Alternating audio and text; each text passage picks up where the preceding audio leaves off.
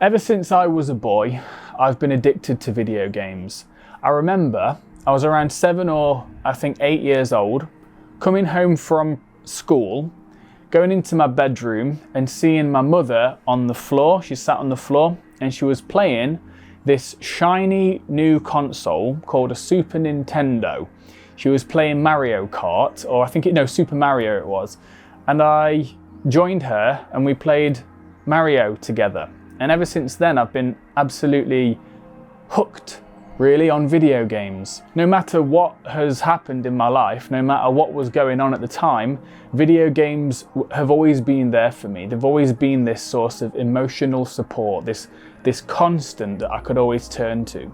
When I was younger, when I was a kid, when I heard my parents violently arguing downstairs and the chaos of that was so scary, video games soothed me. I put my headphones on and I just played. When I was being bullied in secondary school every day, I'd come home and I'd feel this deep sense of loneliness and pain, and I just played World of Warcraft instead to avoid the pain and the discomfort and the loneliness of that. When my mum died of pancreatic cancer, playing video games, I remember playing Elder Scrolls Oblivion on PS3.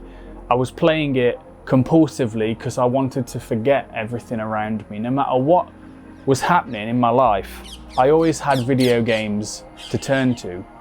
So even at 32 years old, 2 weeks ago, quitting it honestly felt impossible. It felt like a part of my identity had to die. But the decision to quit video games, mate, it came from this period that I've been going through lately where I've been feeling this sense of unease, this feeling of existential angst, this kind of feeling from within me that things are a bit off, things are not quite right. Now at first, when it came to this feeling of something being off, I tried to do what I've always done, although I didn't realise it at the time. I started playing more video games. The hours I was spending in my spare time playing video games started to creep up, and in the past this would have worked, this would have made me feel better, but this time it didn't. This time something was not quite right about it. That feeling of dread was bursting through and video games were not working anymore. On some level, I knew that I was avoiding some truth.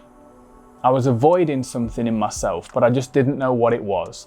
But I had this feeling, I knew that if I wanted to get in touch with what I was avoiding, this sort of sense of truth, what was it in me that I needed to pay attention to? What was it about my life that's not working?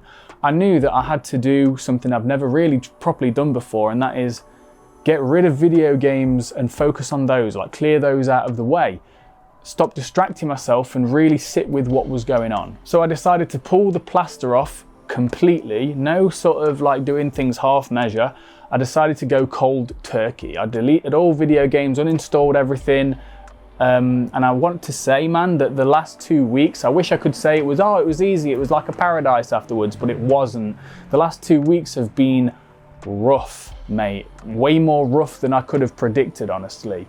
Boredom, irritability, anger, depression, fatigue, emotional sort of ups and downs. Oh my God, mate, I honestly did not predict at all that video games, taking these away, would lead to this. I'm sure for most people it wouldn't, but for me personally, it's had a very strong impact on me. And it didn't help that I've not really got any other coping strategies to fall back on. I don't watch porn anymore. I stopped eating fast food, eating my feelings away fairly over the past few months, so that's not really a thing anymore.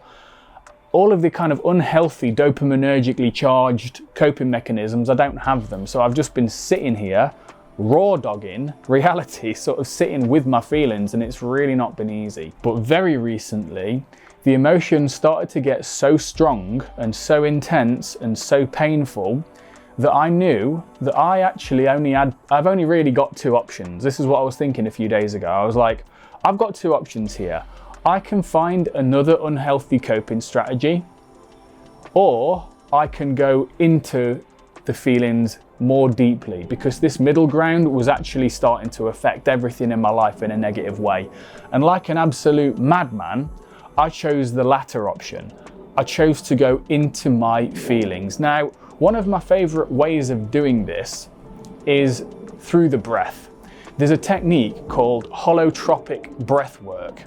I've done this a few times in my life and it's very, very powerful. And now the basics of it is you breathe in just a controlled way, like 2 seconds in, 2 seconds out through the mouth in a circular way, so no pause in between. And you do this for a sustained period of time, like 20 minutes, 30 minutes, 40 minutes. You do it for a long time typically because it takes you on a journey. Now, this is very simple, but what can happen is very emotionally profound. I mean, not always, but a lot of the time it leads to some pretty powerful breakthroughs that you didn't expect. So I picked a 45-minute breathwork journey from a fantastic YouTube channel called Breathe with Sandy. I'll link it in the description below. I got myself ready in my living room. I cleared the living room, I lit a candle, and I lay down and I started breathing. I got to work. At first, it relaxed me, and then it made me uncomfortable to the point where I wanted to stop. I was breathing and this feeling started coming up in my body and I was like, I don't actually like this. This is actually horrible. I wanted to quit and I was so close to just stopping and saying, no, this is too intense now.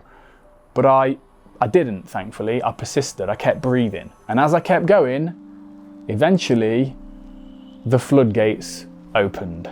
And within 15 minutes, I was curled up in the fetal position, crying, sobbing like a child on the floor. Because, mate, that is exactly who I regressed to. No longer was I 32-year-old adult man Oliver. On that floor, I was 5 or 6-year-old little Oliver, crying, feeling all of the emotions that I felt back then. I was that boy. I felt his fear. I felt his loneliness. I felt his complete sense of hopelessness, that no one's going to come and take care of him. I felt that in my system. I was that boy who needed video games to survive, but the difference was, this time, I didn't run away. I didn't dissociate. This time, I stayed with that boy. And I could tell in that moment what he was looking for. All throughout my childhood, all I was ever looking for was to feel safe. I was just looking for a sense of safety and stability, and that's what video games gave me. And this torrent, this flow of raw, primal, emotional energy washed through me. It felt like it was touching every cell of my body. And when it was done with me, it left behind this sense of profound peace, the most profound peace I've felt in over a decade. When my breathing returned to normal, I just lay there, mate. But I was completely confused. I was asking myself, I was like, look, I do not know what the fuck just happened. I don't know what that was. One moment I was laid there breathing, and the next I just completely came apart. But I knew that something in me had shifted, but I just didn't know what it was. And honestly, to this day, I mean, right now, I still don't know exactly what happened. I just know that something did. It felt like an emotional knot within me somewhere, in my psyche, in my heart, wherever. An emotional knot had been released, almost like it had been massaged out of my system. Now, the next 24 hours after that, it was rough, mate, honestly. Again, it was rough. It was like my mind was integrating this experience. But that night, mate, when I would usually load up Total War Warhammer 3 and binge about 5 hours in this kind of dissociated haze, I didn't do that. I did something different, mate. I actually sat with the boredom and the discomfort. I sat with it for a while. And then something happened that I didn't expect. I had a sudden urge to draw. To get a pencil and a piece of paper and to draw something. And then I remembered, I used to love drawing as a kid. I used to draw constantly. I had just pages and pages of drawings, battle scenes, faces, animals. I'd just be drawing pretty much constantly. But I forgot. I had forgotten. And I dusted off my DJ controller. I've got this little DJ controller. I dusted that off, and instead of playing video games, I mixed drum and bass music. I mixed a drum and bass set just purely for myself, for my own enjoyment. And then I remembered. Me and my dad used to love DJing together on this little boombox kind of DJ set thing as a kid that we had. But I'd forgotten. I'd forgotten all about that. And then it hit me like a ton of bricks, mate. Video games, they didn't just help me survive and forget the pain. They also made me forget the joy. And now that the wounded boy in my mind doesn't need video games to survive anymore, he's starting to remind me of all the things that I genuinely love doing. He's starting to remind me of who I was before the pain began. You see, I always thought that quitting video games would be the thing that would leave this big hole in my life. But it turns out, mate, that hole was there already. The video games was just covering it up. Now, it's uncomfortable to get rid of your childhood survival coping mechanisms. It's very uncomfortable to do this, mate. I'm not going to sugarcoat it. But I promise you, man, if you decide to turn away from the coping mechanisms and dive into the pain that was causing it, that's been causing it this whole time, then maybe you will find what you are really looking for. What's one thing that you keep doing as a coping strategy?